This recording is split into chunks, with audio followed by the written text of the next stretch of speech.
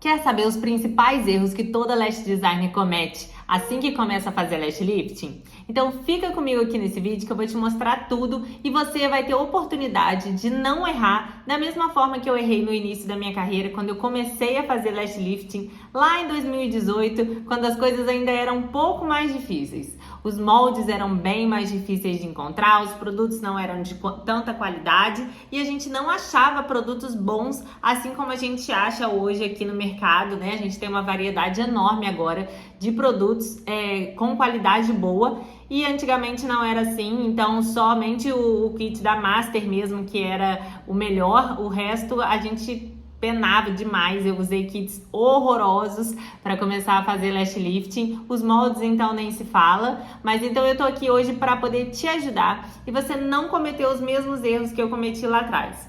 Porém, antes disso, eu quero que você clique aqui no joinha, curte esse vídeo, compartilhe com as suas amigas e se inscreva aqui no canal para você não perder nenhum conteúdo e ficar por dentro de tudo que rola por aqui. Bom, para começar, eu não poderia deixar de falar sobre a profissional não fazer a ficha de anamnese com a cliente.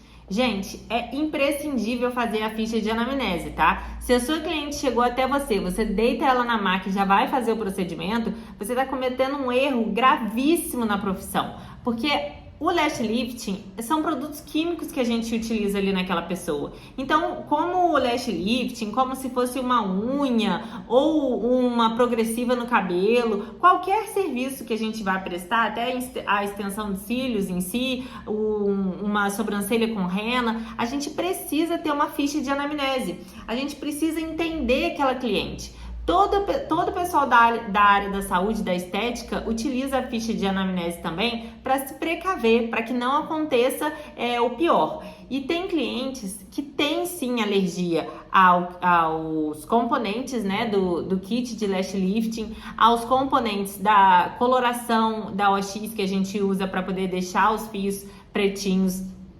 Então é muito importante que você antes converse com a sua cliente, faça a ficha de anamnese. Nessa ficha, você precisa colocar alguns dados que são muito importantes, tá? Você precisa entender se ela tem alergia a algum outro tipo de serviço que ela tenha feito, se ela já fez alguma coisa no cabelo, né? Algum procedimento no cabelo que deu alergia, você precisa saber. Se ela tem alergia a algo específico, você precisa saber.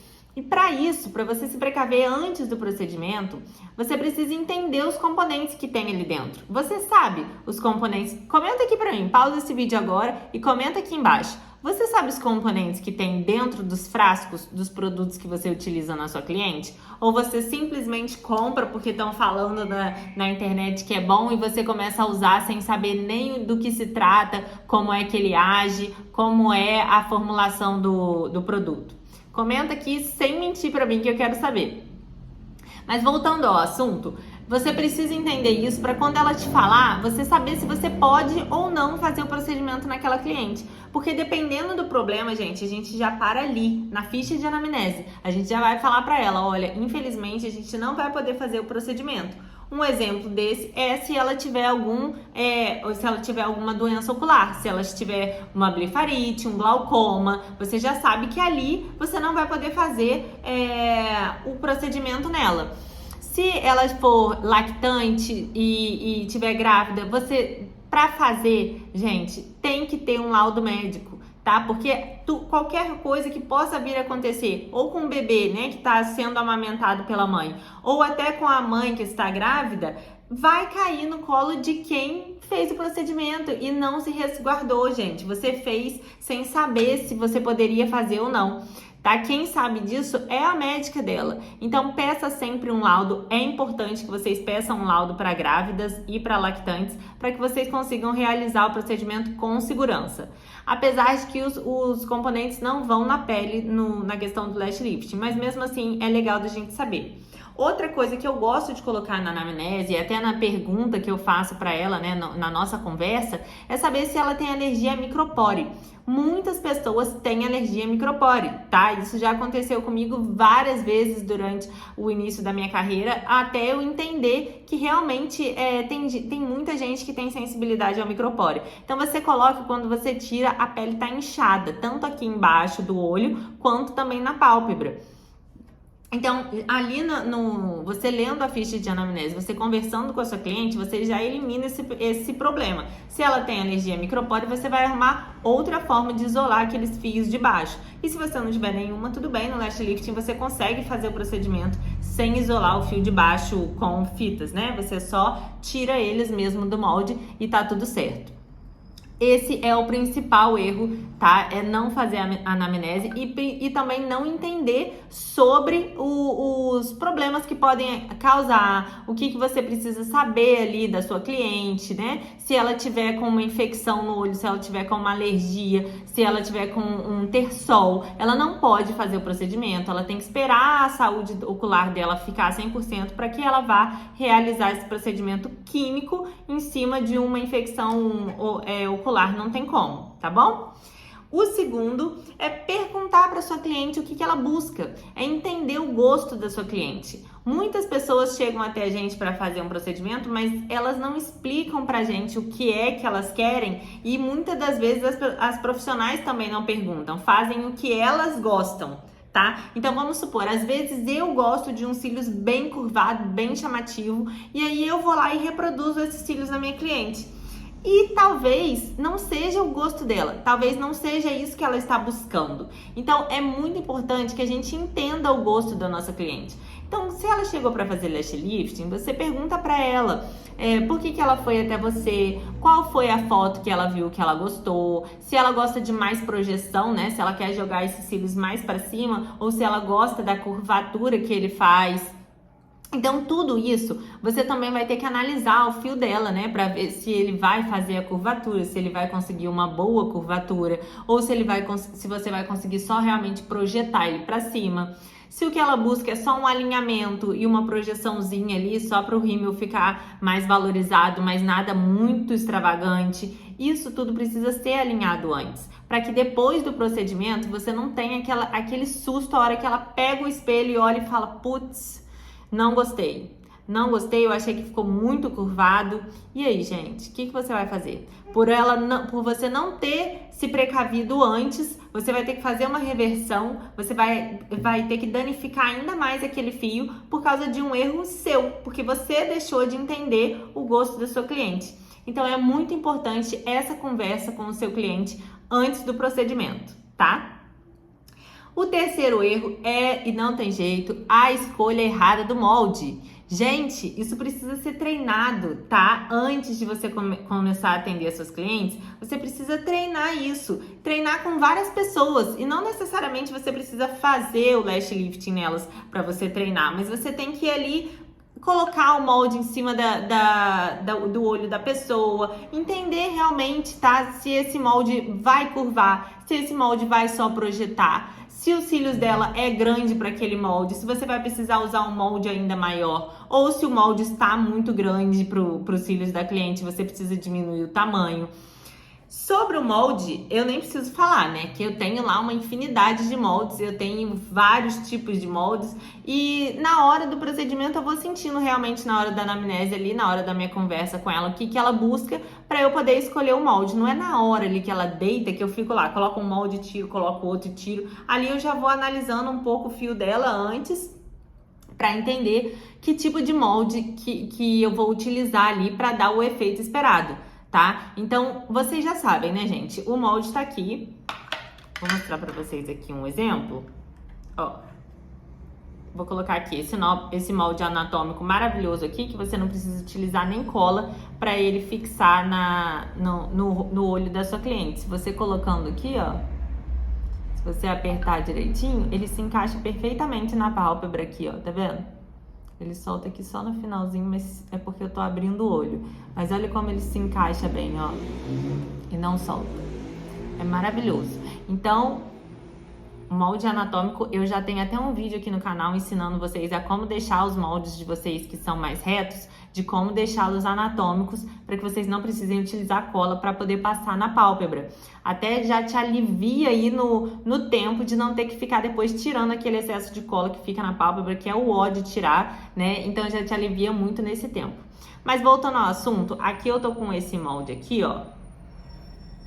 Deixa eu tentar pegar um foco. Ó.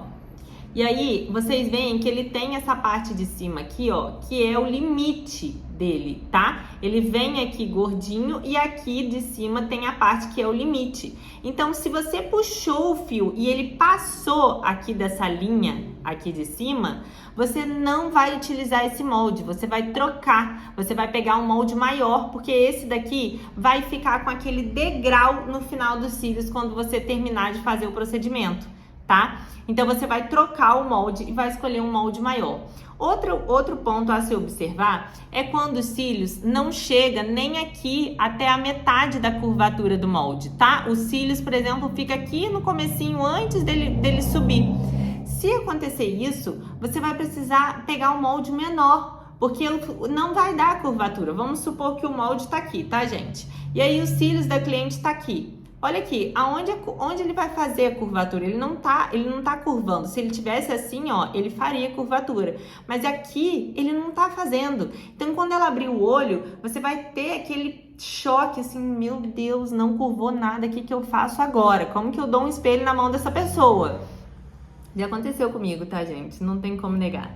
Já aconteceu comigo de não saber o tempo de ação correto do produto. Então, eu deixava, às vezes, menos tempo. E aí, quando ela abria o olho, eu olhava e falava, meu Deus, como que eu dou o espelho na mão dela? E aí, a gente começa a inventar aquele monte de historinha, né? Pedir pra ela voltar daqui a pouco, daqui uma semaninha, passar o produto pra gente refazer o procedimento. Mas, enfim, isso pode muito bem ser evitado você entendendo o processo todo do lash lift, você entendendo ali a texturização do fio, que é muito importante, tá? E a gente vai falar disso em outro vídeo. Hoje eu tô aqui para falar os erros, os piores erros. Então, realmente, você escolher o molde errado é um erro grotesco também, porque a cliente vai perceber, ou não vai curvar, ou vai curvar demais, ou então você escolhe um molde muito curvadinho, ele fica batendo aqui na pálpebra dela. E aí, na hora que ela sai, pode até ficar bonitinho, mas aí chegou na casa dela, ele secou e continuou batendo ali, a ponta começa a ficar toda machucada, a ponta dos cílios começa a ficar como se tivesse queimada mesmo, a ponta fica toda bagunçada. E aí ela não vai gostar do resultado, não vai voltar para fazer lash lifting com você. Então é mais um erro que você consegue evitar sabendo antes, treinando antes, vendo aqui se tá passando do limite do molde. Muita gente nem vê isso, eu vejo fotos de pessoas que fazem e aí a pessoa fica com aquele degrau, né? Vem a curvatura e depois um retinho em cima. Porque o cílios passou do molde, ela escolheu um molde muito pequeno para os cílios. Então, você passa para um molde maior, onde ele vai chegar até o limite até o limite ali que você pode colocar o molde, tá? Outra coisa que você pode prestar atenção também é onde você vai colocar o produto. O produto nunca vai lá para a ponta do fio, o passo 1, tá? O passo 1 é até a metade dos cílios, é até a metade do molde. Ele não vai até em cima, porque senão você vai danificar aquele fio, ele vai ficar com um aspecto ressecado, vai ficar com um aspecto meio ondulado, vai ficar muito feio esse fio, se não acontecer coisa pior que a gente nem queira pensar aqui nesse vídeo. Outro erro é não secar os fios antes de começar a acoplagem dos fios no molde. Você vai, higieniza os cílios da sua cliente, coloca o molde e vai passar a cola no molde para começar a puxar os fios para cima.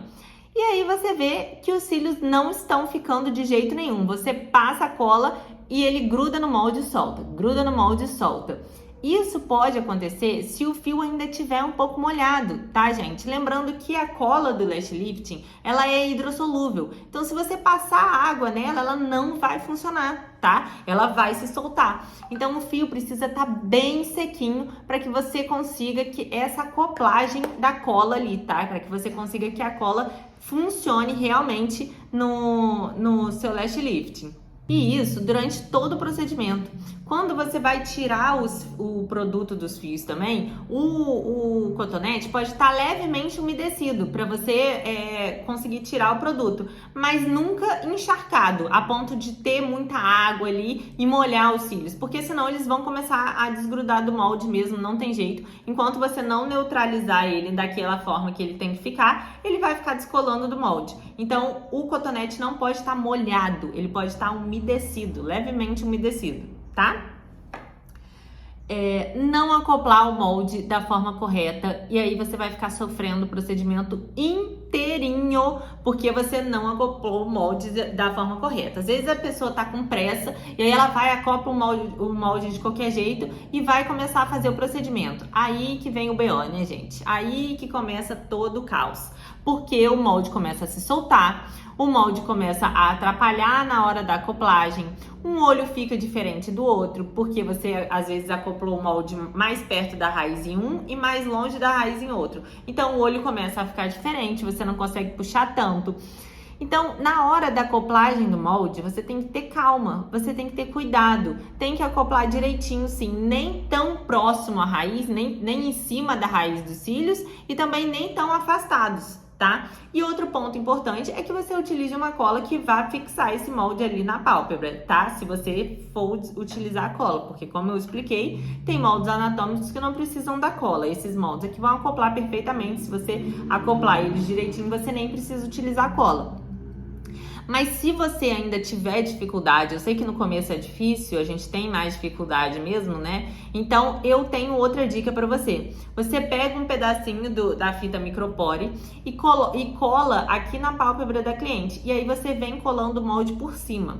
E ele vai aderir muito melhor na fita do que na pele da cliente. Porque tem gente que tem a pele oleosa, tem a pálpebra mais difícil, né? O olho protuberante, ele tem a pálpebra mais difícil de você fixar o molde. Então, de repente, você colocando a micropore ali, o molde gruda melhor na micropore. E aí, quando você vai tirar, você também tem menos trabalho para poder higienizar ali as colas da pálpebra. Tá? Então, sempre antes do procedimento, vê se o molde tá bem fixado, se não tá soltando as pontinhas, porque se tiver soltando, é melhor você gastar um tempo arrumando o molde antes de começar o procedimento, do que depois você ter que ficar refazendo tudo que você tá fazendo porque não tá dando certo por causa da acoplagem do molde.